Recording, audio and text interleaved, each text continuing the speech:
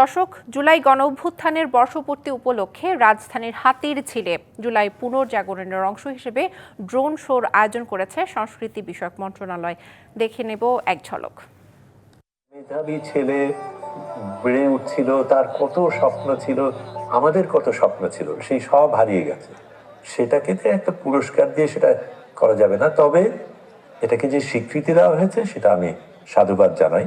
সবচাইতে ভালো স্বীকৃতি কিনা আমি জানি না। আমি মনে করি যদি সত্যিকার অর্থে আমরা দেশটাকে বদলাতে পারি, এমন একটা দেশ গড়তে পারি যেখানে আরেকবার আবরার ফাহাদের মতন আরেকজন জান দেবে না, সেটাই হবে তার জন্য সবচেয়ে বড় পুরস্কার।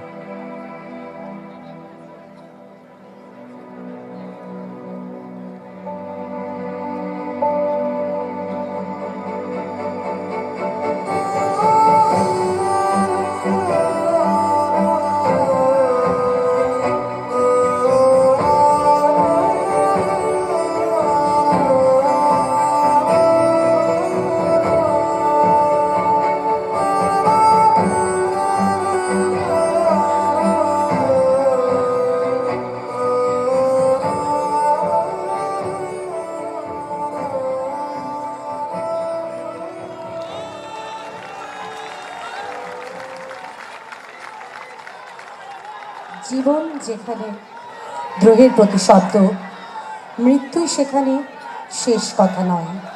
আমরা এখন দেখব হিরোজ উইদাউট ক্যাপস।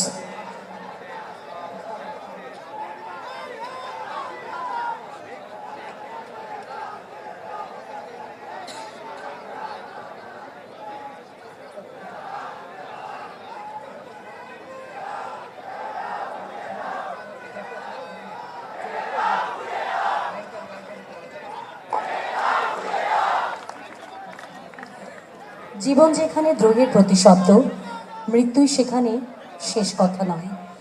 আমরা এখন দেখব heroes without caps, private universities in July.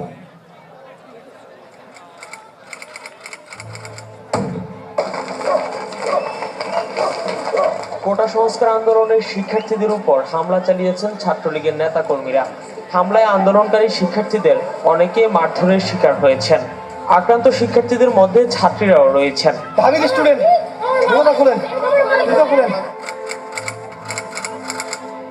যদি আমি জুলাই 24টা একটু রিকল করার চেষ্টা করি, 17 তারিখ সকালে হচ্ছে আমরা ডিউর স্টুডেন্টরা বিশেষ করে হল থেকে বের হয়ে ভিসি চত্বর গেছিলাম ভিসির পদত্যাগ বা কোটা আন্দোলনটাকে ব্যাপকভাবে ছড়ানোর জন্য। তো তখন আমরা গায়েবানা জানাজা করি এবং ওই দিনকেই পুরো ঢাকা ইউনিভার্সিটি এবং জাহাঙ্গীরনগর ইউনিভার্সিটি ক্র্যাকডাউন করা হয়।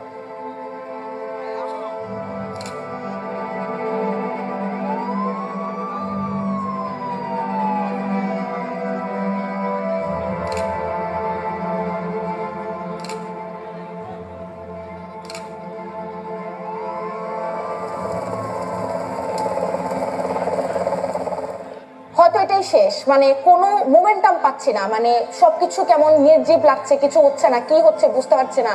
এই আন্দোলনটাও হয়তো নিরাপদ সড়ক আন্দোলনের মতো এইভাবেই থামিয়ে দেওয়া হবে। তো 18 তারিখ সকালবেলা উঠে আমি ফেসবুকে ঢুকি, দেখি যে all ice on BRAC university, all ice on Uttara. So পুরো ঢাকা শহর তখন প্রাইভেট ইউনিভার্সিটির ছেলে মেয়ে দখল ছিল। 18 জুলাইতে যদি বেসরকারি স্টুডেন্টরা না নামতো আসলে কি হতো? আসলে এটা একটা ফ্যাক্ট। বেসরকারি বিশ্ববিদ্যালয় যদি না নামতো এই 5ই আগস্ট হতো না এবং স্বৈরাচার শেখ হাসিনার কোনো অবস্থাতেই সেটা পরিবর্তন হতো না এবং এই রেজিমে আগের রেজিমে থেকে যেত।